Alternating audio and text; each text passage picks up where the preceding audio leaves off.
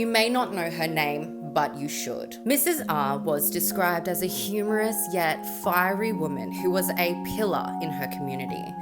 She was a domestic violence advocate who was a survivor herself.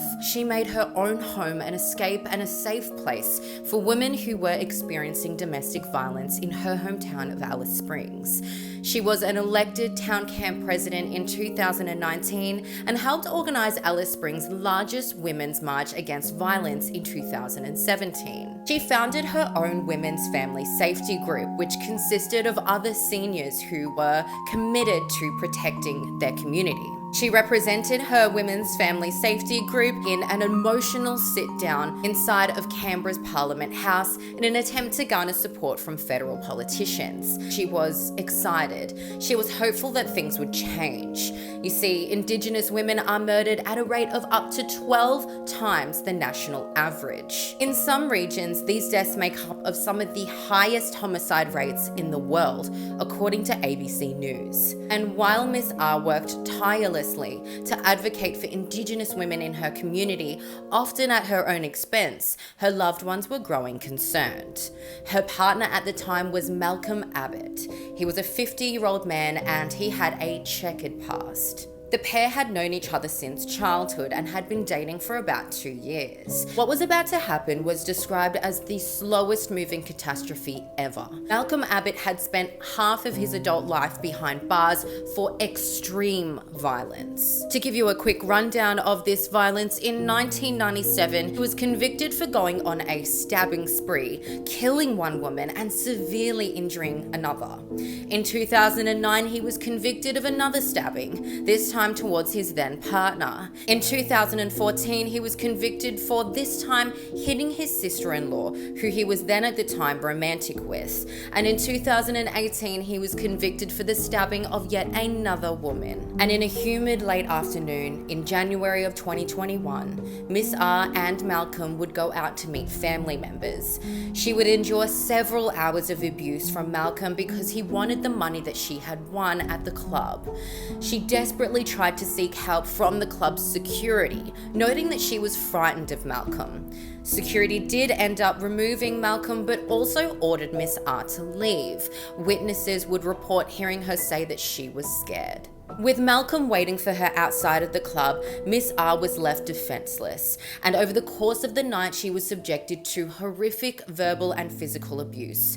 She was able to call her daughter Sarah for help, but one of the last things that her daughter would hear from her mother was that he was half killing her. When Abbott pulled over at a gas station, Miss R made her escape. She ran across to the street to the Alice Springs Hospital, believing that she would be safe. Malcolm was seen circling the car park before lining her up and enacting the most horrific violence that I won't be describing here. Her daughter had tried calling and calling, but to no avail, and her mother would die at the scene.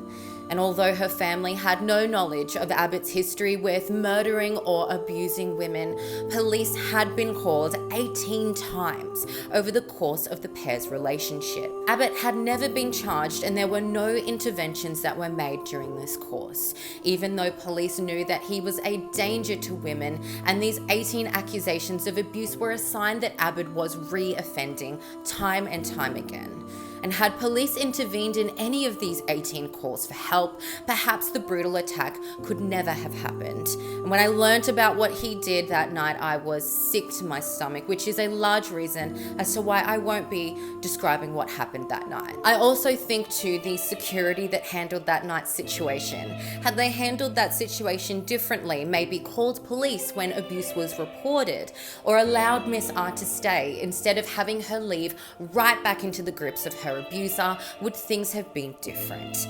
And I imagine that those that were involved that night do have this weighing heavy on their chest, because I know that I would. What happened that night would leave her youngest son, being 10 years old, feeling completely lost. When domestic violence and abuse and crimes of repeat offenders like Abbott go unreported by the media, it can be harmful to communities and their families. I'd like to share a quote from one of the articles that I learned the most about this case from, the ABC News, and they quoted, "The rest of the nation just goes on, as though nothing happened." There's no responses, there's no speeches in Parliament, and there is no social media campaigns. There's just silence. In fact, I had never heard of this story breaking in 2021. There was no social media outrage, and if there was, it wasn't very far-reaching. So what do we do now? What can we do? I've linked Miss R's women's safety group in my bio. So in honor of Miss R, in honor of the legacy that she left behind, and those who continue her work through the programs, you can donate as much or as little as you like, or you can make a recurring small or large donation. And if you can't donate at this time, perhaps sharing her story as a victim-centered story with resources for others to donate might be a better option for you. In quoting ABC News, you may not know her name, but you should.